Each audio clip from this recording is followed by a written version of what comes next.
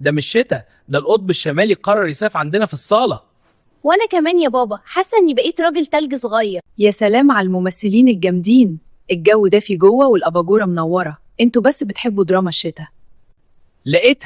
لقيتها يا مرمر، الحل السحري، الوصفة القديمة اللي تهزم جيوش البرد. ايه هي يا بابا؟ اختراع جديد؟ دفاية بالشوكولاتة؟ أحسن من كده يا شوشو، شعرية باللبن. أنا حسيت بالدفى لمجرد إني فكرت فيها، مش كده يا مرمر؟ ماشي، طلبات الأستاذ سماسم أوامر. أنا قايمة أعمل لكم أحلى طبق شعرية باللبن دقتوه في حياتكم.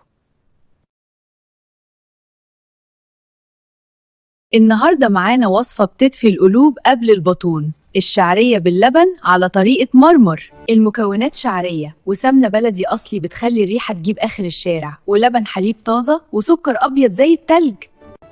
أول حاجة معلقة السمنة، اسمعوا السيمفونية دي. هننزل بالشعرية. حكاية يا شيف مرمر، الجمهور في الصالة مستني على نار. دلوقتي اللحظة الحاسمة. نزل اللبن، يا سلام على البخار اللي طالع، وشوية سكر عشان الحياة تحلو، ونسيبها على نار هادية تتكتك مع نفسها.